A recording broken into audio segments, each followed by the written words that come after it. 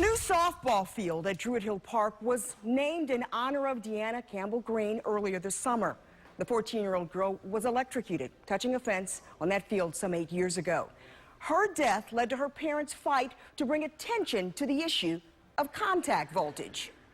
Kelly, Deanna's parents were even successful in passing a law here in Maryland requiring utilities to test for pieces of infrastructure like fences or street lights that are electrified by degrading live wires underground. But now the Greens feel the law in their daughter's name is not being followed to its full potential.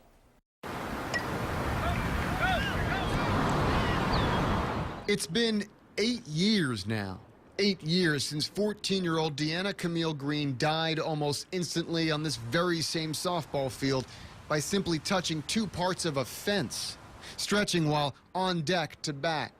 Her mother, who was there, still remembers looking away as her daughter swung her leg up onto the fence, then looking back. I said, Deanna, she didn't look quite right. She started to lean. And I called her name Deanna, and she kept falling. And so I caught her, and I called for help.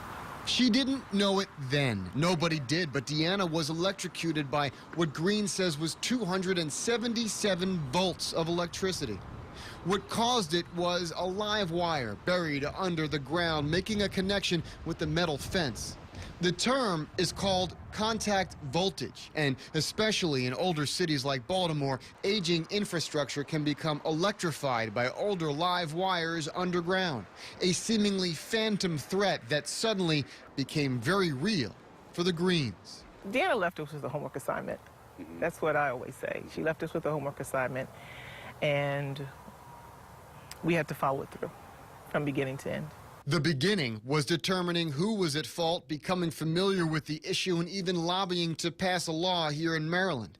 The Deanna Camille Green rule now forces every utility in the state to determine contact voltage risk zones, those with high pedestrian traffic, and then test them for dangerous electrified objects we come in contact with every day, from the manhole covers we walk over to lampposts we may lean on.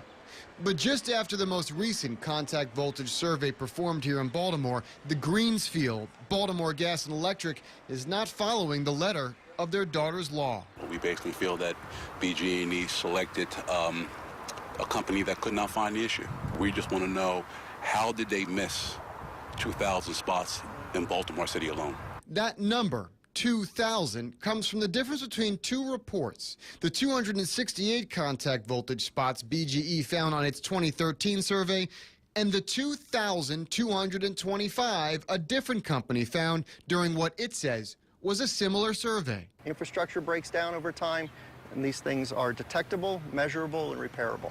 David Kalakaitis is with Power Survey, that other company, and the one the Greens feel has better technology to detect stray electricity. These are breakdowns. These are faults that change over time, and they get worse over time. So the powerful thing that one can do here is find these things when there's a few volts on them, and then go the next step, look inside, see what's broken, make a repair, and that prevents them from getting to voltages which are clearly lethal. To prove it, the Greens and Power Survey took the InFocus team out in Baltimore to show us the danger coursing through our streetscape.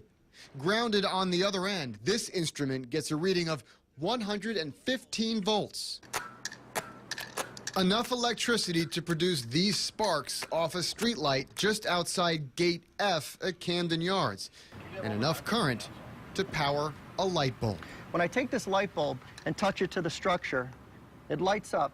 There's 115 volts on this structure, the same voltage that's in a light socket in your house. Kalakaitis says his company found about 2,000 more contact voltage issues than the company contracted by BGE.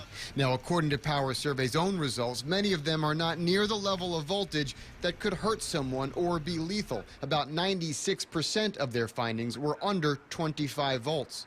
But Kalakaitis says even small readings can quickly grow into larger ones, like here at St. Paul and East Madison Streets in Mount Vernon. 105 volts on this pole when the traffic light turns green. Here, Power Survey found a pole energized with 105 volts. There we go. So that's blinking. Also energizing the pole, making this light blink. But only when the crosswalk sign is blinking and when St. Paul has the green. Still, enough voltage, Electrocuted says, that it's traveling to a nearby pole, and any passerby that touches them both can create an arc that could kill. You're literally standing here waiting for the light to change like this, and that could kill you. That's what it would take. Just leaning like this, the light turns green, and it's lights out. Now, we took these findings to BGE and asked about the disparity between these two surveys. The utility repeatedly declined our request for an on-camera interview, but says it did choose a reputable company that won the bid to do the work fair and square. The discrepancy in the two sets of results, it says, may very well be several readings from just one single contact voltage issue. BGE says safety is a top priority and assures us its contact voltage surveys go well beyond what the state law currently suggests. The company BGE did choose to do the work is Long Island-based Premier. It, too, declined an on-camera interview about the Green's charges, but provided In Focus with the following statement that read, in part, Premier uses the latest in detection technology. In conducting contact voltage surveys for BGE, Premier has met both the technical and commercial qualifications as required by the standards. Premier also noted it is being sued by Power Survey. The In Focus team found this lawsuit filed in a New Jersey federal court accusing Premier of copyright infringement on some of the technology it uses. Premier also says Power Survey has a history of challenging Premier's results in 5 other media markets, and each time bringing television cameras along, as it did with us in Baltimore. But the Greens feel this is not just a show, publicly questioning how one company can find almost 8 times more locations of contact voltage in Baltimore than the other, a disparity they feel needs answers before what happened to their daughter happens again.